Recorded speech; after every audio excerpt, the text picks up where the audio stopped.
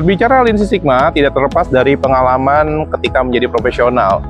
Ketika bergabung dengan salah satu perusahaan India, kami diwajibkan untuk bisa mengikuti project Lean saat itu. Ketika melalui project Lean tersebut, kami dampingi oleh konsultan langsung dari India yang memiliki sertifikasi Master Black Belt. Perjalanan demi perjalanan terus dilakukan. Project demi project pastinya dieksekusi. Dari perjalanan tersebut, mulai tertarik dengan Lean Six Sigma. Bagaimana bisa mengikuti, bagaimana bisa mendapatkan sertifikasi saat itu. Tapi apa yang terjadi ketika melihat-lihat berapa harga, berapa investasi yang dibutuhkan untuk bisa menjadi black belt, sangatlah mahal. Saat ketika menjadi profesional, harga sertifikasi Lean Six Sigma hampir dengan setengah dari harga rumah. Bayangkan, untuk bisa mendapatkan black belt, kita memerlukan uang setengah dari harga rumah. Tentu mahal. Apa yang dilakukan saat itu? Yang dilakukan saat itu adalah terus belajar. Fokus belajar, fokus untuk bisa menguasai baik sisi proses, profesional, dan lain-lainnya. Sehingga punya bekal yang kuat terhadap operasional yang ada dalam sebuah perusahaan. Perjalanan itu tidaklah mudah tentunya.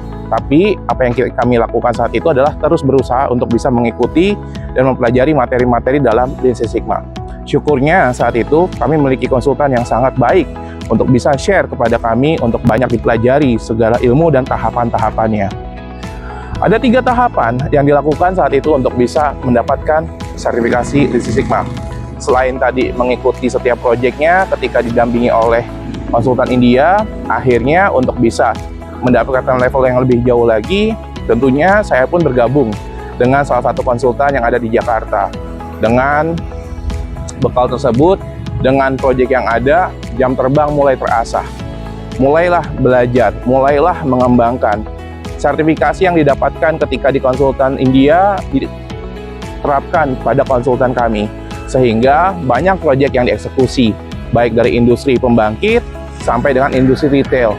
Bahkan beberapa bank di Jakarta pun kami dampingi untuk bisa mendapatkan sertifikasi Lean Six Sigma.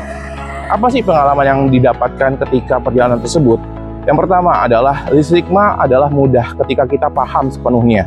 Bicara Lean Six Sigma bukan sekedar materi, bukan sekedar teori, atau bukan sekedar statistik. Tapi Lean Six Sigma adalah prinsip kerja, cara kerja, dan bagaimana kita menyelesaikan sebuah masalah.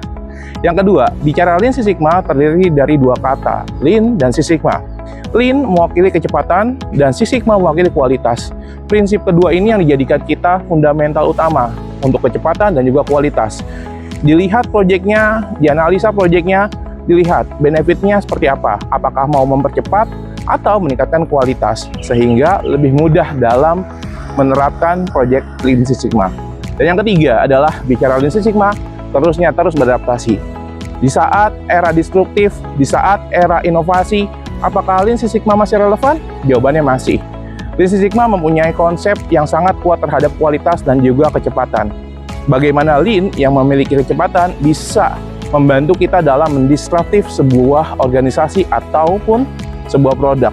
Bagaimana Lean Six Sigma dikembangkan?